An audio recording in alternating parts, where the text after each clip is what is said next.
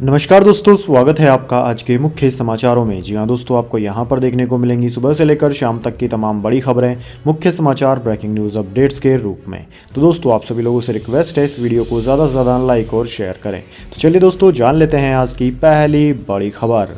Jail में कटेगी मनीष सिसोदिया की होली, कोर्ट ने सीबीआई रिमांड 2 दिन के लिए बढ़ाई। 10 मार्च को होगी बेल पर सुनवाई। जी हां दोस्तों, दिल्ली के पूर्व उप मुख्यमंत्री मनीष सिसोदिया की CBI remand Rouse Avenue court ने 2 दिन के लिए बढ़ा दी है। साथ ही मनीष सिसोदिया की जमानत याचिका पर कोर्ट में सुनवाई 10 मार्च को दोपहर 2 बजे होगी। ऐसे में मनीष सिसोदिया की होली जेल में ही कटेगी। होली का त्यौहार 8 मार्च को है। इस बीच मनीष सिसोदिया ने कोर्ट में कहा कि होली का त्यौहार मेरे लिए भी है, मुझे बेल दीजिए, मैं 9 मार्च को फिर वापस आने को तैयार हूं। इसके अलावा सीबीआई रिमांड को लेकर शनिवार को हुई सुनवाई के दौरान मनीष सिसोदिया ने कोर्ट को संबोधित करते हुए कहा कि एजेंसी बार बार एक ही सवाल पूछ रही है और यह मानसिक प्रताड़ना है। उन्होंने अदालत में कहा कि वे 3rd डिग्री का उपयोग नहीं कर रहे हैं, लेकिन 8 से 9 घंटे बैठना और एक ही सवाल का बार बार जवाब देना वह भी मानसिक उत्पीड़न है। इसी बीच कोर्ट ने सीबीआई को नियमित अंतराल पर सिसोदिया की मेडिकल जांच कराने का भी निर्देश दिया है। दोस्तों, आपकी जानकारी के लिए बता दें, सीबीआई ने दिल्ली आबकारी नीति घोटाले में 26 फरवरी को 8 घंटे की पूछताछ के बाद मनीष सिसोदिया को गिरफ्तार किया था। सीबीआई उनके जवाब से संतुष्ट नहीं थी। इसके बाद सीबीआई ने 27 फरवरी को सिसोदिया को राउज एवेन्यू कोर्ट में पेश किया था। कोर्ट ने उन्हें 4 मार्च तक के लिए सीबीआई की रिमांड में भेज दिया था। इसके बाद दोस्तों, अगली बड़ी खबर। प्रधानमंत्री मोदी त्रिपुरा, मेघालय और नागालैंड में नई सरकार के शपथ ग्रहण में होंगे शामिल।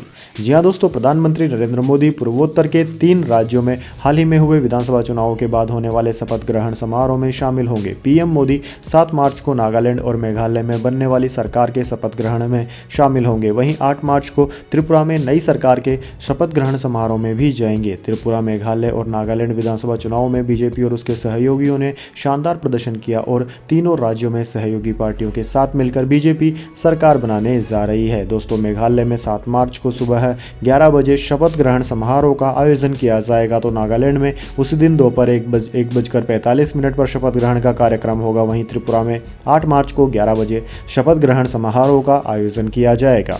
इसके बाद दोस्तों, अगली बड़ी खबर। अब देश में H3N2 वायरस का आतंक, आईसीएमआर की चेतावनी। जान लीजिए लक्षण और बचाव भी। जी हाँ दोस्तों, पूरे भारत में कोविड जैसे लक्षणों वाला एक इन्फ्लुएंजा बढ़ रहा है, जिससे कई लोगों के लिए डर पैदा हो रहा है। Indian council of medical research यानी कि आईसीएमआर और इंडियन मेडिकल एसोसिएशन के अनुसार यह बीमारी जो कई लोगों के लिए श्वास संबंधी परेशानियों का कारण बनती है, वह इन्फ्लुएंजा ए सब टाइप H3N2 है। वायु प्रदूषण के साथ लोगों में ऊपरी श्वास संक्रमण के साथ साथ बुखार विकसित इस बीमारी में होता है। इसके लक्षणों में खांसी, धीमी चलना, उल्टी करना, गला खराब होना, शरीर में दर्द, दस्त आदि हैं। दोस्तों, इस संक्रमण से बचने के लिए नियमित रूप से अपने हाथों को पानी और साबुन से धोना चाहिए। यदि आपके उपयुक्त लक्षणों में से कोई भी है तो फेस मास्क पहनना चाहिए और भीड़भाड़ वाले इलाकों से बचना चाहिए। अपनी नाक और मुंह को छूने से बचना चाहिए। खांसते और छींकते समय अपनी नाक और मुंह को ठीक से ढक लेना चाहिए। हाइड्रेटेड रहें और बहुत सारे तरल पदार्थों का सेवन करें। बुखार और बदन दर्द होने पर पैरासीटामोल का सेवन आप कर सकते हैं। इसके बाद दोस्तों, अगली बड़ी खबर। दिल्ली एलजी ने सरकारी टीचर्स को ट्रेनिंग के लिए फिनलैंड भेजने के प्रस्ताव को दे दी मंजूरी।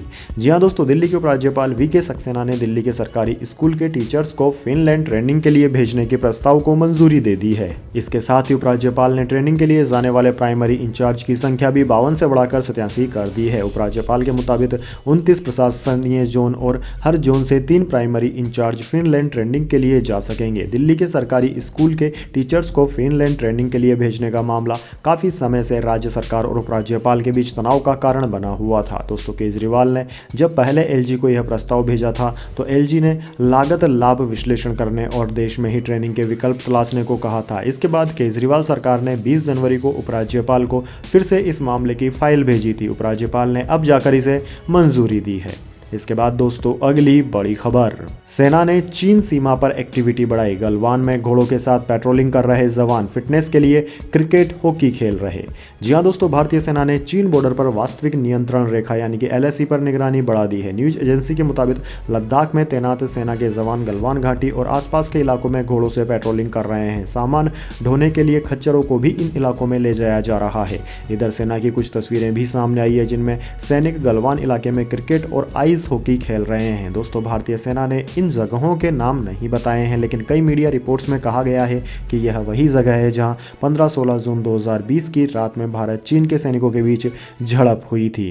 इसके बाद दोस्तों अगली बड़ी खबर, पाकिस्तान विदेश मंत्री ने कहा हम कंगाल नहीं हैं और नहीं होंगे। एक दिन पहले चीन से 4000 करोड़ का कर्ज लिया, IMF से भी मांगा लोन। जी हां दोस्तों, कंगाली की कगार पर खड़े पाकिस्तान को चीन एक बार फिर 1.3 अरब डॉलर का कर्ज दे रहा है। पाकिस्तान के वित्त मंत्री इशाक डार ने शुक्रवार को इसकी जानकारी दी। डार ने कहा कि industrial and commercial bank of China ने ये लोन अप्रूव किया है, जिससे पाकिस्तान को अपने घटते विदेशी मुद्रा भंडार को फिर से बढ़ाने में मदद मिलेगी। ये पैसे 3 किस्तों में दिए जाएंगे। इनमें से 0.5 अरब डॉलर की पहली किस्त पाकिस्तान के सेंट्रल बैंक में आ चुकी है। डार ने कहा कि हम न कभी कंगाल हुए हैं और न होंगे। हमने चीन का कर्ज चुकाने के लिए उन्हें 1.3 अरब डॉलर लौटाए थे। चीन हमारी आर्थिक स्थिति को देखते हुए ये पैसे हमें वापस दे रहा है। पाकिस्तान के सेंट्रल बैंक में सिर्फ 3 हफ्ते के इंपोर्ट के लिए ही विदेशी मुद्रा भंडार बचा है। इससे पहले भी चीन विदेशी मुद्रा भंडार बढ़ाने के लिए हमें 0.7 अरब डॉलर का कर्ज दे चुका है। इसके बाद दोस्तों अगली बड़ी खबर, बीजेपी नेताओं को चप्पलों से मारो अगर, कर्नाटक में बोले श्री राम सेना के चीफ प्रमोद मुतालिक। जी हां दोस्तों, कर्नाटक में श्री राम सेना के चीफ प्रमोद मुतालिक ने प्रधानमंत्री मोदी के नाम पर वोट मांगने के लिए बीजेपी नेताओं पर निशाना साधा। कारवार में प्रमोद मुतालिक ने कहा कि अगर वो डोर टू डोर प्रचार के दौरान प्रधानमंत्री नरेंद्र मोदी का नाम लेते हैं तो बीजेपी के नेताओं को चप्पल से पीटे। मुतालिक ने 23 जनवरी को घोषणा की थी कि वो करकला से निर्दलीय उम्मीदवार के रूप में विधानसभा चुनाव लड़ेंगे। दोस्तों इंडिया टुडे की रिपोर्ट के मुताबिक श्री राम सेना के चीफ प्रमोद मुतालिक ने कहा कि वो नालायक हैं, ये बेकार लोग पीएम मोदी का नाम ले रहे हैं, लेकिन वो अपने कार्यकर्ताओं की समस्याओं को नहीं समझेंगे। हिंदू सेना प्रमुख ने कथित तौर पर बीजेपी नेताओं को मोदी के नाम पर और तस्वीर पर उपयोग किए बिना मतदाताओं को लुभाने की कोशिश करने की चुनौती भी दे डाली। यानी कि उनका कहना है कि बीजेपी का कोई भी नेता बिना मोदी जी की फोटो और नाम के अपना प्रचार नहीं करता है, उनको अपना प्रचार अपने दम पर करना चाहिए। इसके बाद दोस्तों अगली बड़ी खबर, कोरोना को लेकर चीन पर यूएस के आरोप, लेकिन रिपोर्ट नहीं। WHO चीफ बोले अमेरिका से कोई दस्तावेज नहीं मिले, बाकी देशों से भी जानकारी मांगी गई। जी हां दोस्तों, वर्ल्ड हेल्थ ऑर्गेनाइजेशन यानी कि WHO ने सभी देशों से कोरोना के ओरिजिन से जुड़ी जानकारी शेयर करने के लिए कहा है। WHO का ये बयान अमेरिकी दावे के बाद सामने आया। हाल ही में FBI के डायरेक्टर क्रिस्टोफर रे ने कहा था कि कोरोना चीन के वुहान लैब से ही लीक हुआ है। चीन ने FBI के दावे को गलत बताया। इसके बाद WHO के चीफ टेड्रोस अधनोम घेब्रेयेसस ने कहा कि अमेरिका ने जो दावा किया है उसे जुड़ी कोई रिपोर्ट पेश नहीं की है। अमेरिकी एनर्जी डिपार्टमेंट के अधिकारियों ने भी इंटेलिजेंस रिपोर्ट के हवाले से चीन को जिम्मेदार ठहराया था, लेकिन हमारे पास ऐसी किसी भी रिपोर्ट का कोई एक्सेस नहीं है। दोस्तों किसी भी देश के पास कोरोना के ओरिजिन से जुड़ी कोई भी जानकारी हो तो WHO ने कहा है कि वह हमें दे दे। हम सिर्फ ये जानना चाहते हैं कि महामारी कैसे और कहां से शुरू हुई। अगर हमें कोई ठोस जानकारी मिल जाती है तो हम आने वाली दूसरी महामारी से बचने के रास्ते ढूंढ सकते हैं। साथ ही आने वाले समय में हमें ज़्यादा परेशानियां नहीं उठानी पड़ेंगी। इसके बाद दोस्तों अगली बड़ी खबर, होली से पहले मिलावट पर सरकार का वार, बाजारों में लगेंगे mobile food testing van, free में होगी जांच। जी हां दोस्तों, होली के त्यौहार पर मिलावटी दूध से बनने वाली मिठाई के खिलाफ सरकार ने बड़ा कदम उठाया है। Food safety and standard authority of India यानी कि FSSAI ने होली को ध्यान में रखते हुए FSSAI का राज्यों को निर्देश दिया है कि फसाई ने बाजारों में मोबाइल फूड टेस्टिंग वैन लगाने के निर्देश दिए हैं। त्यौहार के मद्देनजर लोगों को किसी भी तरह की मिलावट जो कि दूध मिठाई अथवा दूध निर्मित प्रोडक्ट में होती है उससे बचाने के लिए यह कदम उठाया गया है। सोमवार से शहरों और बड़े बाजारों में मोबाइल फूड टेस्टिंग वैन लगेंगी। प्रति वैन कम से कम 10 टेस्टिंग अनिवार्य है। आम लोग भी टेस्ट करा सकते हैं। जांच मुफ्त होगी। जहां वैन नहीं वहां अन्य मोबाइल यूनिट्स लगाने की सलाह दी गई है। इसके बाद दोस्तों अगली बड़ी खबर, बोरियों में नहीं अब बोतल में मिलेगा DAP। नैनो यूरिया के बाद भारत सरकार ने नैनो DAP को भी दे दी मंजूरी।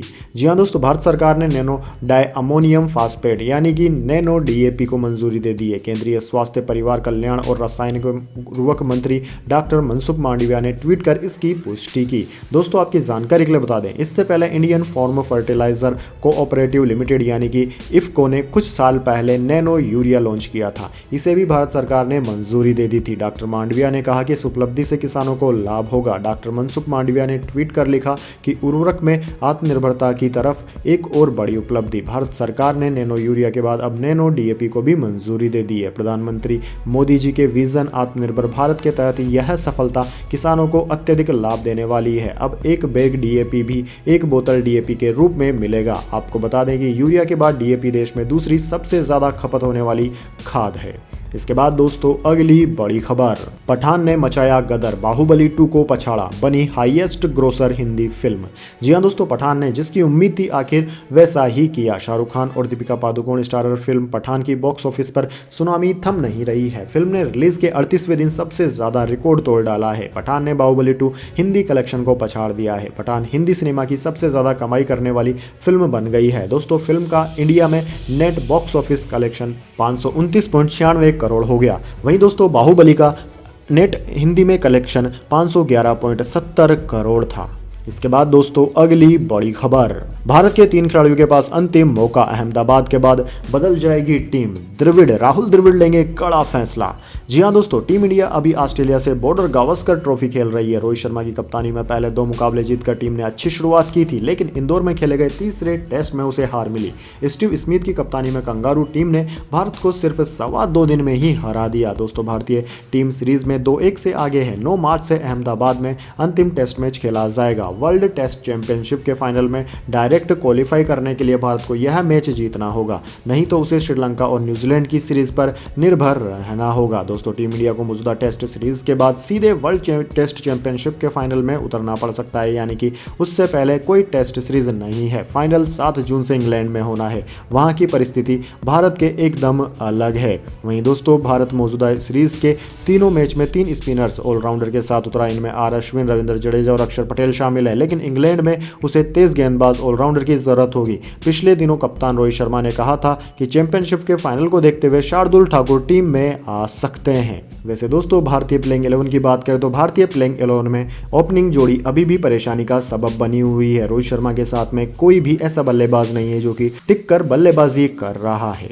इसके बाद दोस्तों जाने अगली बड़ी खबर, लेकिन उससे पहले मेरी आपसे एक छोटी सी रिक्वेस्ट है, अगर दोस्तों आपको अभी तक हमारी न्यूज़ पसंद आती है तो इसे एक छोटा सा लाइक जरूर दे दीजिए, और अगर आपको अभी तक पसंद नहीं आई है तो बेशक आप डिसलाइक भी कर सकते हैं, लेकिन दोस्तों लाइक और डिसलाइक जरूर कीजिए, क्योंकि दोस्तों यही हमारी मेहनत का फल होता है और इसी से हमें पता चलता है कि आपको हमारी वीडियोज़ पसंद आ रही है या नहीं। तो चलिए दोस्तों जान लेते हैं आज की अगली बड़ी खबर। सिद्धू मूसेवाला के माता पिता को मिली धमकी, लॉरेंस बिश्नोई का नाम लेना छोड़ दो वरना। जी हाँ दोस्तों, दिग्गज पंजाबी सिंगर सिद्धू मूसेवाला के माता पिता को एक ईमेल के जरिए एक धमकी मिली है। इसमें कहा गया है कि बार बार लॉरेंस बिश्नोई का नाम लेना छोड़ दे, नहीं तो अंजाम बहुत बुरा होगा। सूत्रों की माने तो इस धमकी में 25 अप्रैल तक का समय दिया गया है। मेल में कहा गया है कि 25 अप्रैल तक का समय दिया जाता है, इसके बाद अंजाम बहुत बुरा होगा। धमकी भरे ईमेल में सलमान खान का भी जिक्र किया गया है। इसमें बोला गया है कि हमने सलमान खान तक को नहीं छोड़ा, उसकी भी रेकी की गई। पुलिस सूत्रों की माने तो इस मामले में सामने आया है कि राजस्थान से यह मेल आया है। पुलिस इसे लेकर मामले में जांच कर रही है। शुभदीप सिंह सिद्धू, जिन्हें सिद्धू मूसेवाला के नाम से भी जाना जाता था, कि पंजाब के मनसा जिले में 29 मई को गोली मारकर हत्या कर दी गई थी। इससे एक दिन पहले पंजाब सरकार ने गायक और 423 लोगों के सुरक्षा कवर में कटौती की थी। इसके बाद दोस्तों अगली बड़ी खबर, बाबर आजम ने कहा हम भारत में विश्व कप खेलने के लिए हैं तैयार। जी हां दोस्तों, पाकिस्तान की क्रिकेट टीम इस समय PSL पाकिस्तान सुपर लीग में व्यस्त है। कप्तान बाबर आजम ने भारत में होने वाले वनडे विश्व कप को लेकर बड़ी बात कही है। उन्होंने कहा है कि वह भारत में होने वाले आगामी वनडे विश्व कप के लिए पूरी तैयारी कर रहे हैं। पाकिस्तान क्रिकेट बोर्ड द्वारा एशिया कप वेन्यू विवाद के बीच बाबर आजम का यह कहना थोड़ा चौंकाने वाला जरूर है। दरअसल दोस्तों पाकिस्तान क्रिकेट बोर्ड ने बीते दिनों यह कहा था कि अगर भारत एशिया कप के लिए पाकिस्तान नहीं आएगा तो हम भी वनडे विश्व कप के लिए भारत नहीं जाएंगे। पाकिस्तान के कई क्रिकेटरों ने PCB की इस बात का समर्थन भी किया था। अब बाबर ने जियो न्यूज़ के साथ एक साक्षात्कार में कहा कि हम भारत में होने वाले वनडे विश्व कप की तैयारी में जुटे हुए हैं। बाबर ने आगे कहा कि मैं और मोहम्मद रिजवान विश्व कप में रन बनाने की कोशिश करेंगे, लेकिन हर इनिंग में हमारे लिए स्कोर करना आसान नहीं होगा, इसलिए यह ज़रूरी होगा कि हमारे अलावा और भी खिलाड़ी टूर्नामेंट में रन बनाएं।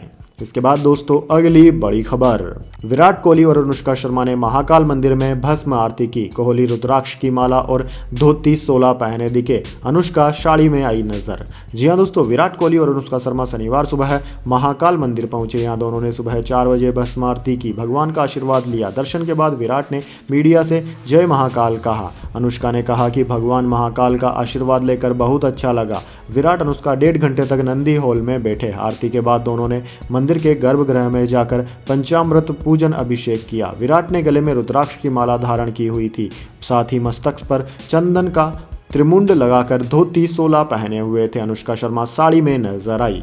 इसके बाद दोस्तों अगली बड़ी खबर, टीम इंडिया के ड्रेसिंग रूम में घुसे 2 फैन, पुजारा के साथ सेल्फी ली। पुलिस ने बम निरोधक दस्ता बुलाया, एक हुआ गिरफ्तार। जी हां दोस्तों, इंदौर में शुक्रवार को तीसरे टेस्ट के दौरान टीम इंडिया के ड्रेसिंग रूम में 2 फैंस घुसने का मामला सामने आया। दोनों ने चेतेश्वर पुजारा के साथ सेल्फी भी ली। यह पूरी घटना टेस्ट के दूसरे दिन गुरुवार शाम को दिन का खेल समाप्त होने के कुछ समय पहले की थी। दोनों सुरक्षा कर्मियों को चकमा देते हुए भारतीय ड्रेसिंग रूम में एक फैन घुस गया। फैन को ड्रेसिंग रूम के करीब देखकर सिक्योरिटी और एमपीसीए के अधिकारी घबरा गए। घटना की सूचना पुलिस को दी गई। उधर पुलिस ने कहा कि एक फैन घुसा था, उसे गिरफ्तार कर लिया गया। इस घटना को पुलिस ने गंभीरता से लिया और तत्काल बम निरोधक दस्ता बुलाया गया। ड्रेसिंग रूम की तलाशी ली गई। यह टेस्ट 2.5 दिन में ही समाप्त हो गया था। इसके बाद दोस्तों अगली बड़ी खबर, विदेश मंत्री जयशंकर ने RRR के बहाने ब्रिटेन पर कसा तंज। पूर्व पीएम टोनी ब्लेयर को कहा, मूवी में आप कुछ अच्छे नहीं थे। जी हां दोस्तों, भारत के विदेश मंत्री एस जयशंकर ने रायसीना डायलॉग्स के आखिरी दिन शुक्रवार को ब्रिटेन के पूर्व प्रधानमंत्री टोनी ब्लेयर पर RRR फिल्म के बहाने तंज कसा। इस दौरान क्रिकेटर केवन पीटरसन भी वहां मौजूद थे। जयशंकर ने भारत और ब्रिटेन के संबंधों पर बात करते हुए ब्लेयर को कहा कि पिछले साल भारत में RRR नाम की एक फिल्म काफी फेमस हुई थी। आपको बताऊं तो उसमें आपकी ब्रिटेन की छवि को कुछ खास अच्छा नहीं दिखाया गया था। जयशंकर ने यह बोलते ही पूरा हॉल ठहाकों से गूंज उठा। वहीं ब्लेयर चेहरा झुकाकर मुस्कुरा रहे थे।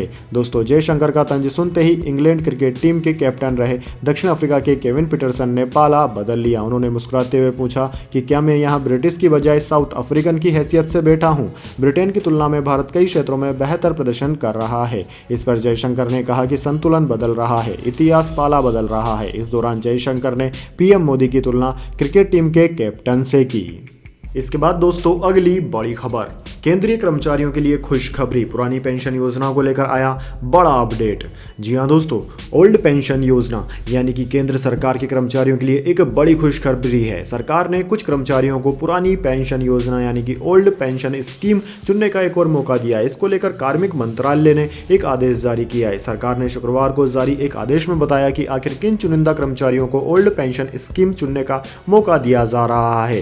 तो दोस्तों आपको बता देते हैं इसके बारे में। दरअसल दोस्तों, सरकार के आदेश के अनुसार राष्ट्रीय पेंशन प्रणाली यानी कि एनपीएस को अधिसूचित किए जाने की तारीख 22 दिसंबर 2003 से पहले विज्ञप्तित या अनुसूचित पदों के तहत केंद्र सरकार की सेवाओं में शामिल होने वाले केंद्रीय कर्मचारी सिविल सेवा नियम 1972 के तहत पुरानी पेंशन योजना में शामिल होने के पात्र होंगे। इससे संबंधित सरकारी कर्मचारी 31 अगस्त 2023 तक इस विकल्प का उपयोग कर सकते हैं। इसके साथ ही सरकार की ओर से यह भी बताया गया है कि यदि योग्य कर्मचारी 31 अगस्त 2023 तक पुरानी पेंशन योजना का विकल्प नहीं चुनते हैं तो उन्हें राष्ट्रीय पेंशन प्रणाली एनपीएस के तहत पेंशन कवर दिया जाएगा। इसके बाद दोस्तों अगली बड़ी खबर, बिल गेट्स ने विभिन्न क्षेत्रों में भारत की प्रगति को सराहा। पीएम मोदी की तारीफ करते हुए कही यह बात। जी हां दोस्तों, माइक्रोसॉफ्ट के को-फाउंडर बिल गेट्स ने स्वास्थ्य, विकास एवं जलवायु जैसे क्षेत्रों में भारत की प्रगति की सराहना की है। बिल गेट्स ने कहा है कि देश यह दिखा रहा है कि जब इनोवेशन में निवेश किया जाता है तो क्या क्या संभव है। Bill and Melinda Gates foundation के को चेयरमैन बिल गेट्स ने कई सुरक्षित, प्रभावी और किफायती टीके विकसित करने की अद्भुत क्षमता के लिए भारत की प्रशंसा की। इसमें से कई टीके विकसित करने में गेट्स फाउंडेशन ने मदद की है। उन्होंने कहा है कि कोविड-19 वैश्विक महामारी के दौरान इन टीकों ने लाखों लोगों की जिंदगी बचाई है और दुनिया भर में अन्य बीमारियों को फैलने से रोका। बिल गेट्स ने कहा कि उन्होंने भारत की अपनी यात्रा के दौरान प्रधानमंत्री नरेंद्र मोदी से मुलाकात की। उन्होंने एक ब्लॉग में कहा कि ऐसे समय में जब दुनिया के सामने इतनी सारी चुनौतियां हैं, भारत जैसी गतिशील और रचनात्मक जगह की यात्रा से प्रेरणा मिलती है। इसके बाद दोस्तों अगली बड़ी खबर, सस्ता सोना बेचेगी सरकार, 6 से 10 मार्च के बीच कर सकेंगे निवेश, चेक करें इशू प्राइस। जी हाँ दोस्तों, अगर आप भी होली के मौके पर सोना खरीदना चाहते हैं तो आपके लिए खुशखबरी है। दरअसल दोस्तों, सरकार आगामी 6 मार्च 2023 से सस्ता सोना खरीदने का मौका देने वाली है। निवेशक सावरेन गोल्ड बॉन्ड स्कीम के तहत 10 मार्च 2023 तक निवेश कर सकेंगे। सावरेन गोल्ड बॉन्ड 2022-23 की चौथी सीरीज सब्सक्रिप्शन के लिए 6 मार्च से 10 मार्च तक खुली रहेगी। दोस्तों, 5 दिनों के लिए खुले रहे गोल्ड बॉन्ड के लिए कीमत 5,611 रुपए प्रति ग्राम तय की गई है। रिजर्व बैंक ऑफ इंडिया यानी कि आरबीआई ने शुक्रवार को एक बयान में कहा कि 2022-23 के चौथे सीजन के तहत सावरेन गोल्ड बॉन्ड स्कीम खरीदने के लिए 6 मार्च 2023 से लेकर 10 मार्च 2023 के बीच उपलब्ध है। दोस्तों, ऑनलाइन आवेदन करने वाले निवेशकों को 50 रुपए प्रति ग्राम की छूट देने का फैसला किया गया है। इसके लिए उन्हें डिजिटल माध्यम से पेमेंट करना होगा। इसका मतलब यह हुआ कि ऑनलाइन पेमेंट करने वाले निवेशकों के लिए गोल्ड बॉन्ड इशू प्राइस 5,561 रुपए प्रति ग्राम रहेगा। तो दोस्तों, यह थी आज की तमाम बड़ी खबरें। इसके बाद दोस्तों बारी आती है आज के माइंड क्विज क्वेश्चन की। जी हाँ दोस्तों, एक आसान से सवाल का जवाब देकर आप जीत सकते हैं एक अमेजिंग सरप्राइज गिफ्ट हमारे यूट्यूब चैनल की ओर से। तो दोस्तों, आज का सवाल आपकी स्क्रीन पर आ चुका है। आईपीएल और डब्ल्यूपीएल की टीम मुंबई इंडियंस के मालिक का नाम क्या है? जी हाँ दोस्तों, अगर आप जानते हैं मुंबई इंडियंस क्रिकेट टीम के मालिक का नाम, तो जल्दी से उनके मालिक का नाम कमेंट उसमें लिख दीजिए। अगर दोस्तों आपका जवाब होता है एकदम सही और आप चुने जाते हैं लकी विजेता के रूप में, तो आपको मिल सकता है एक अमेजिंग सरप्राइज गिफ्ट हमारे यूट्यूब चैनल की ओर से। तो दोस्तों, जल्दी से अपना उत्तर कमेंट बॉक्स में लिख दीजिए, वीडियो लाइक कर लीजिए और चैनल को सब्सक्राइब करके बेल आइकन भी दबा लीजिए। धन्यवाद। वंदे मातरम। जय हिंद, जय भारत।